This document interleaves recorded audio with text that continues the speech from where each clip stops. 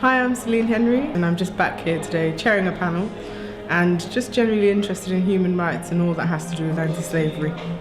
I think two takeaways that I'm definitely taking away from today is that the conversation of decolonizing history and decolonizing conversations in order to include younger people and also to include ethnic minorities and all other people who identify as such. And then also I think a personal takeaway, of course, is also to be aware of conversations as well. So to be aware of the inclusivity, to use inclusive language, I guess, yeah. I just wanted to say thank you so much, Nick, for the invitation today. I'm just delighted to be spending the day with you. My name's Mary Tomsic, and I just would like to acknowledge the traditional owners of the land on which I work and live, the Wurundjeri people of the Kulin Nation. I pay my respects to elders past, present and emerging. Today I'm talking about creating children's books with children of South Sudanese heritage, and it's based on a collaboration I have with Kids Own Publishing. So I want to tell you a bit about the organisation, the approach to bookmaking and publishing, and then this specific case study of the number of books that were made with South Sudanese children and families, as well as other sorts of storytelling and expression that grew out of this sustained relationship.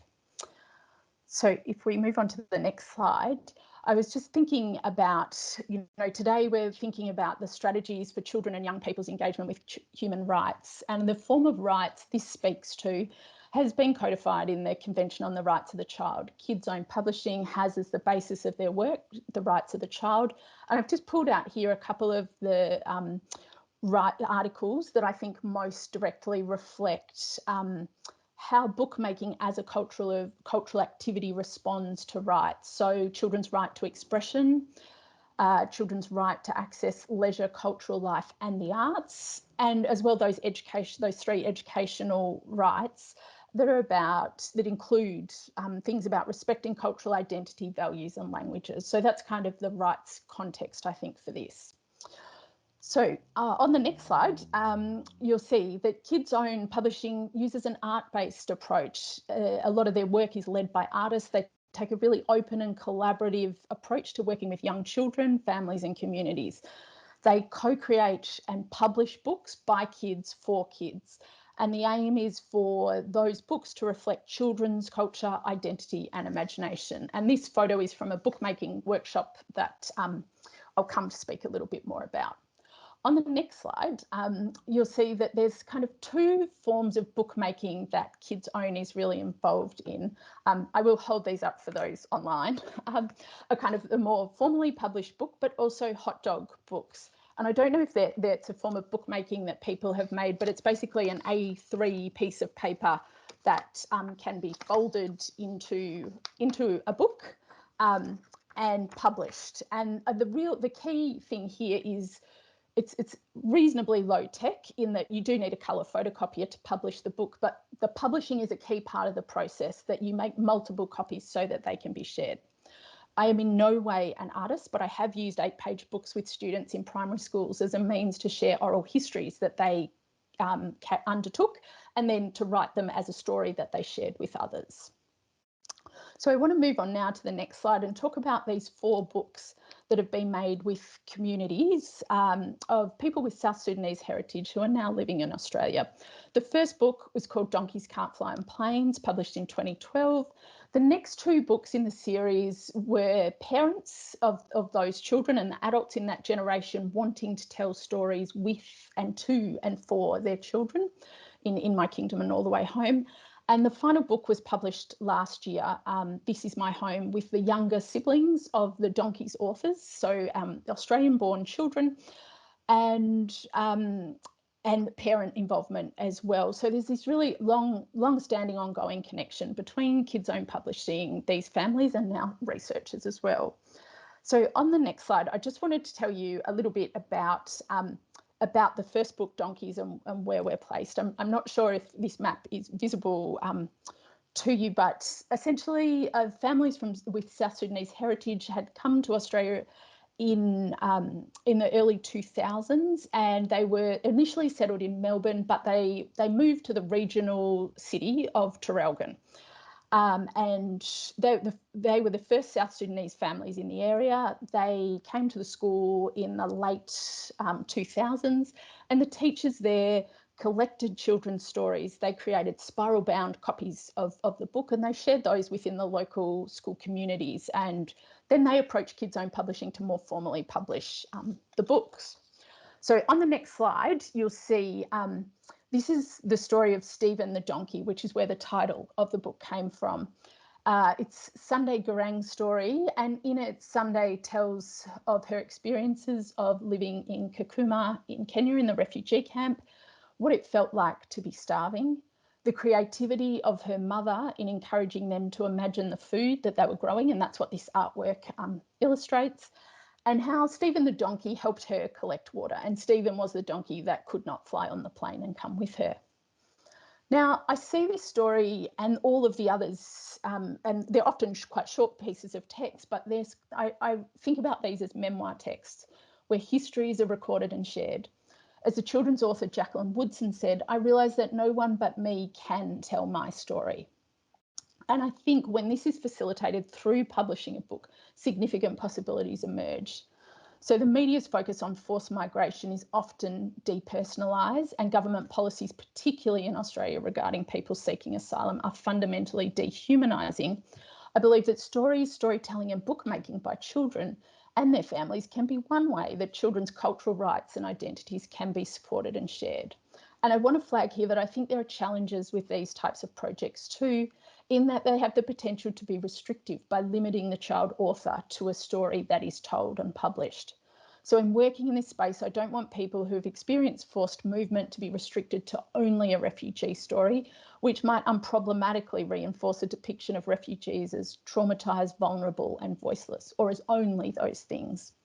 So with this in mind, when I collaborated with Kids Own to connect with some of these young people about 10 years after they first told their stories at school, we wanted to ask what the bookmaking meant, how these stories represented them and what they wanted to say now. So we wanted to use this new material we created to accompany stories in teaching materials so that when their stories, their childhood stories are shared, the children as authors are seen as individuals who have a life beyond the published story.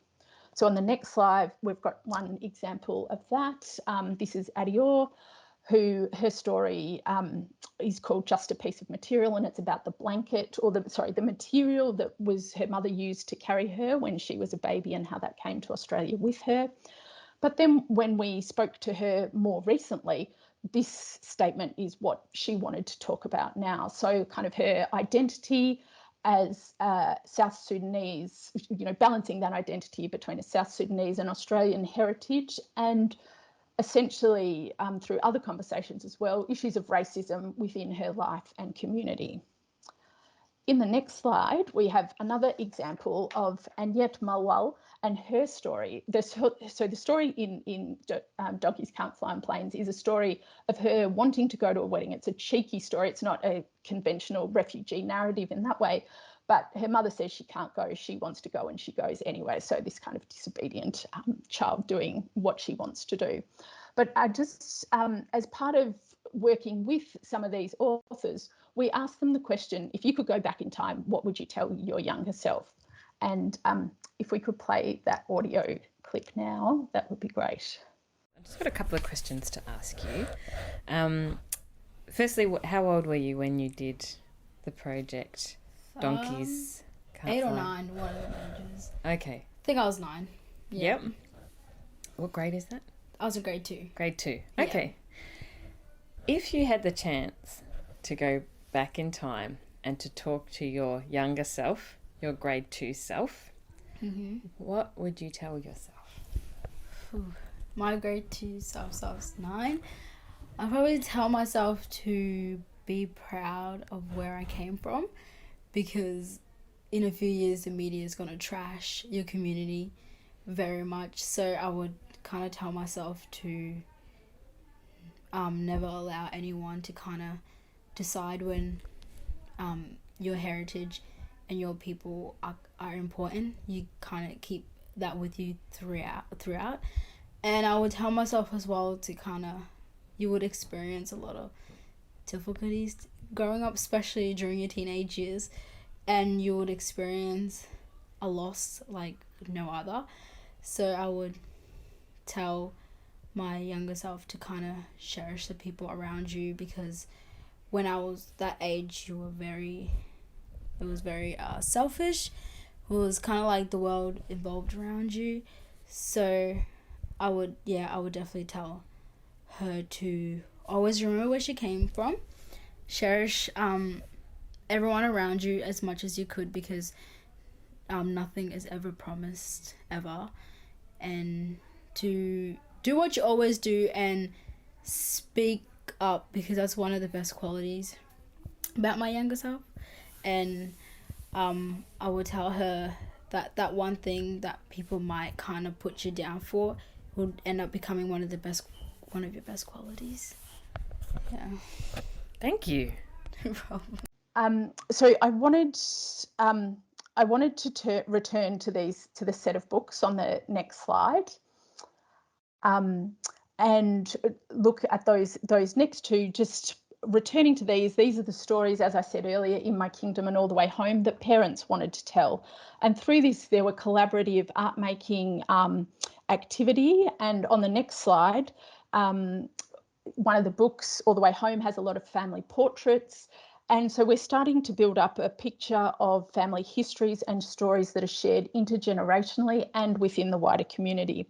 And on the next slide, you'll see that this is the story of Elizabeth Ayen Rook, her story growing up with her extended family not being treated very well, and her job of carrying water. Her daughter is Annette, who you heard from previously, and her response to this story is published in the book, saying, I did not know this story. I did not know this was my mother's story until I read it now. So we have these moments of intergenerational exchange. On the next slide, you'll see that in working with some of the authors, we asked them what they wanted to talk about now. They created a short story video project, which we published on YouTube, called One Voice, Many Stories. On the next slide is one of those videos. It was made through a collaboration with a documentary filmmaker and Signal, which in Melbourne is a creative studio for young people in the city. And the young people decided, this is Gugwe Malal, so Annette's brother, who you heard from earlier. They chose the photo that was this opening scene. That's from Bor in South Sudan, where their families are from. I was going to suggest playing it, but I might just skip that because I'm close to finishing, and if it works to play it later, we could do that. And this is one final activity I wanted to share with you. The young women who were involved in this project wanted to make a talk show. They were inspired by Red Table Talk, the series by Jada Pinkett-Smith, her daughter and mother, 3 generations of women bringing into their home and discussing issues that are important to them. So through that inspiration, Set the Tone was born. They created just one pilot episode, and we had public screenings in 2019, and it's also published on YouTube if anyone would like to watch it. The topic they chose was colorism and skin whitening. And they wanted to create a forum for conversations which they felt weren't being had within their community. So these last examples are steps away from books and bookmaking, but they're activities with young people and their families that grew out of bookmaking. And I think are ways that personal identities, histories and experiences are shared in the context of forced migration and resettlement. So the final slide is returning to the book format with the book This Is My Home, the 4th of the books that was made with these families and communities. It was made with some challenges during lockdowns in the first 2 years of the pandemic in Victoria. The book was launched last year, and here is a photograph of Tong reading his story about home with Agum Malak, the artist and storyteller who worked with the children and their parents. In doing this, Agum shared the childhood games she played in South Sudan, which are part of the book, This Is My Home, along with the children in Australia who enjoy Fortnite, particularly in creative mode, gaming, NBA basketball players, alongside their parents' stories of the childhood homes they left in South Sudan. So I see bookmaking and book publishing with children, young people and families as a means to support engagement with human rights, to explore different mediums of communication and avenues through which identities and histories can be shared and understood. Thank you very much.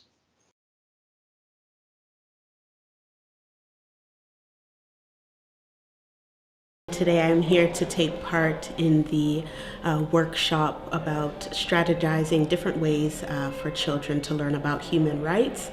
My connection to Hull is that I did my postgraduate here in 2010 and graduated in 2012, and it's a pleasure to be back here to take part in this today. So my presentation, I spoke about my new children's chapter book that came out, The Time Travel Adventures of Ara, Harriet Tubman, and the Underground Railroad, and I really wanted to highlight the importance of documenting and representing Black children and the importance of Harriet Tubman as an abolitionist, and just to really make it known that documenting our stories and our experiences within the Black community. It doesn't matter if you're in Canada, the UK, wherever you are, it's so important to document and just represent the different experiences of the Black community. Okay, so today I want to talk to you about utilizing Black historical icons to empower and educate the next generation, and a discussion on Harriet Tubman. So I just want to ask, who here has heard about Harriet Tubman? Oh, good. Okay. I don't want to assume, so I just want to ask. All right, awesome. So as we know, Harriet Tubman, was born in Dorchester County, Maryland. She was born into an enslavement, and she actually escaped enslavement and subsequently made numerous rescue missions to help approximately 70 people, directly and indirectly, including her family, siblings, and her parents. And she used the Underground Railroad. Underground Railroad, have we all heard of that? Yeah. Yeah, most? Okay, good. I don't want to assume. So, we know the Underground Railroad is not really a railroad. It's more of systems and routes that enslaved African Americans took to get to freedom in the northern United States and up to Canada. As well, there was, a kind of Underground Railroad route or different routes going south into Mexico as well. So, thousands and thousands of African Americans made their way to Canada during the late 1700s, 1800s, and this increased after 1850, which was the Fugitive Slave Law. That law was passed in America that said that if any slave catcher could come from the south to the north, looking for their property, recapturing them and sending them back into slavery, there was also a greater threat because slave catchers could also, take anybody, a free Black person on the street, and literally enslave them and send them into slavery as well.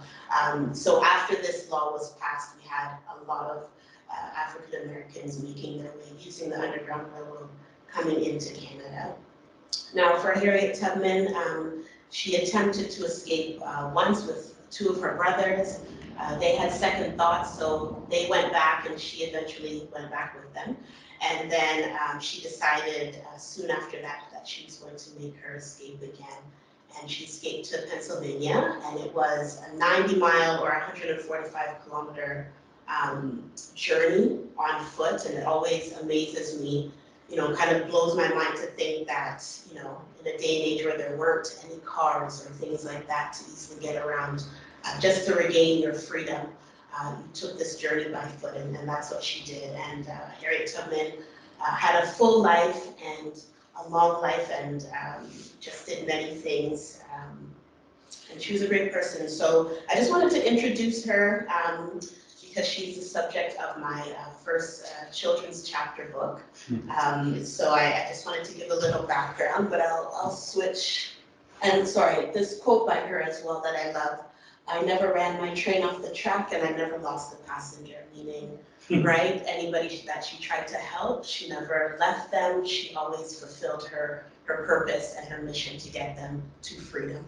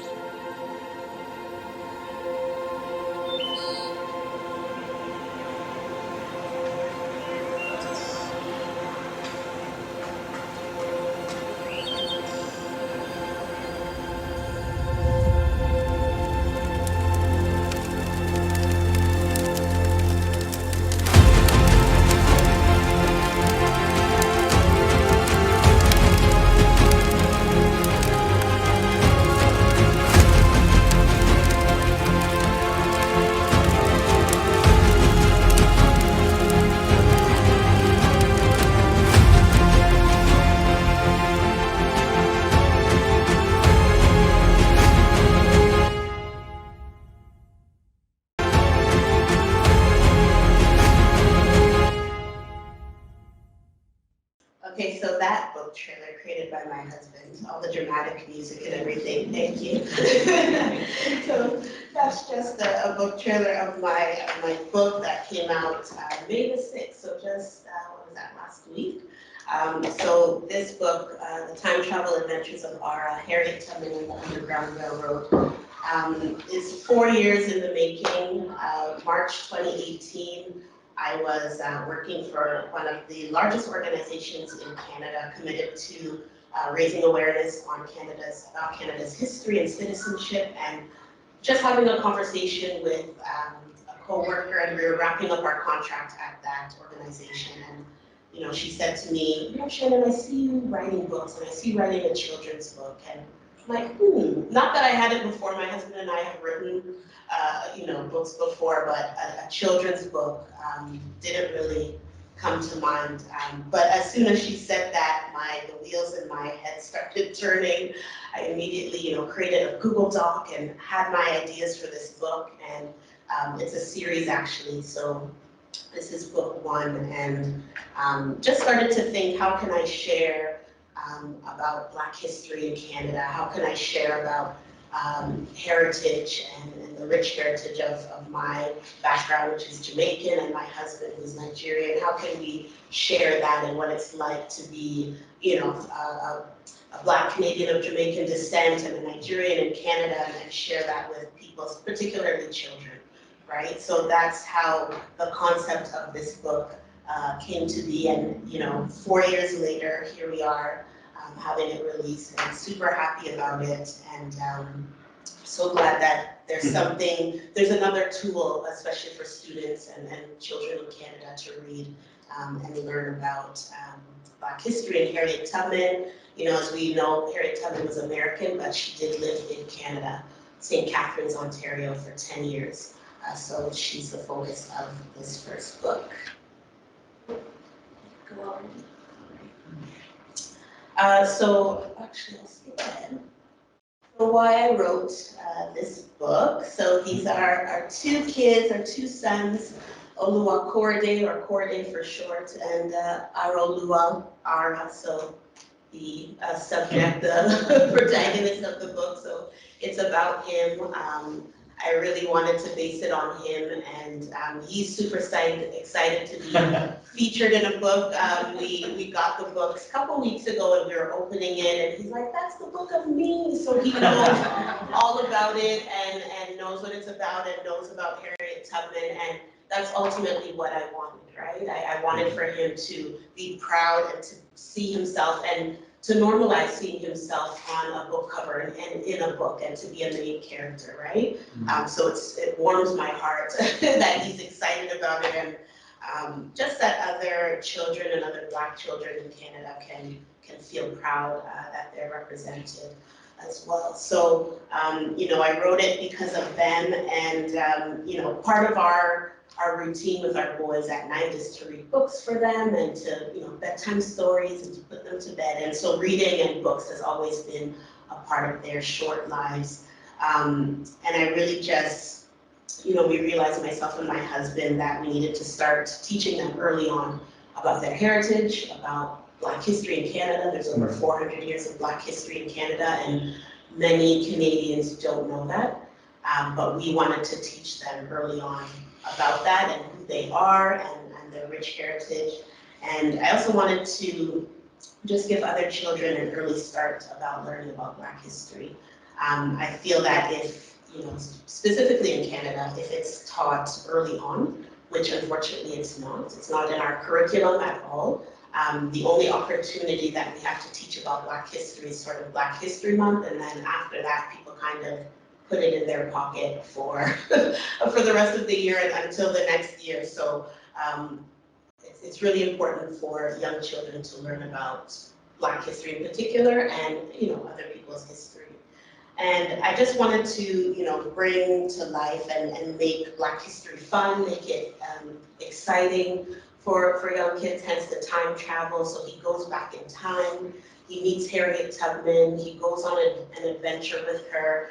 She tells him about her life. He tells her about 2022 and how things are like for Black people in Canada, and she tells him what it's like for Black people people then in 1860, and they have that conversation and they're talking and they learn from each other, and just to make it fun and exciting, and you know, for kids wanting to read this. So let me go on.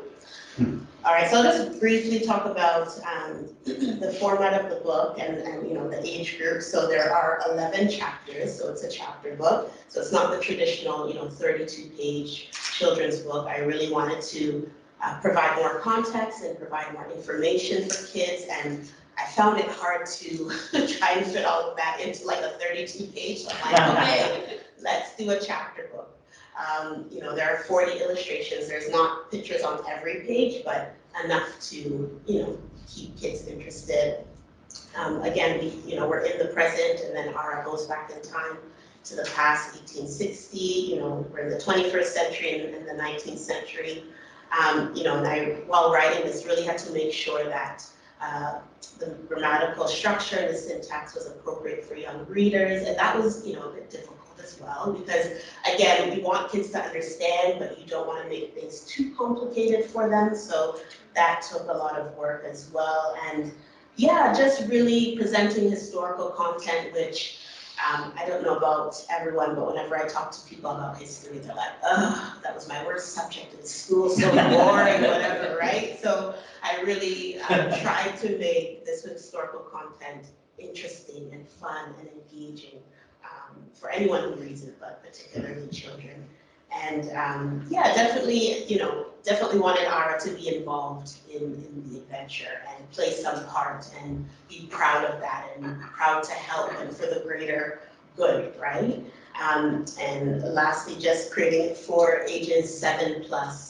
Again, it's a chapter book, so hopefully by the end of the book, kids will be hooked and ready for book number 2, 3, 4, and 5.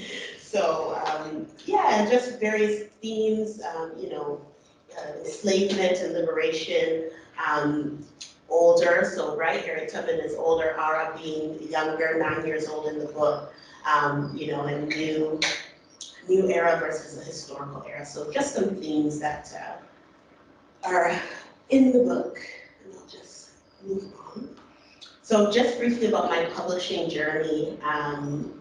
When I say we, my husband and I, published the book through OES, so our organization, Oyeniran Education Support. So self-publishing, but through our organization, so not that traditional route where you know, have an agent in a publishing house, so to speak. We printed it through Ingram Spark, which I believe you guys have that over here in the UK, maybe not. It's part of Amazon. It's like they have a partnership with Amazon, so it's, you know, they have a wide reach. So we printed it through there. You know, just various challenges, of course, through this 4-year journey of getting this book, you know, written, published, and out there. With different consultants and illustrators and finding the right one and one that's not too expensive and, you know, one that will capture the vision that I had in my mind about these characters.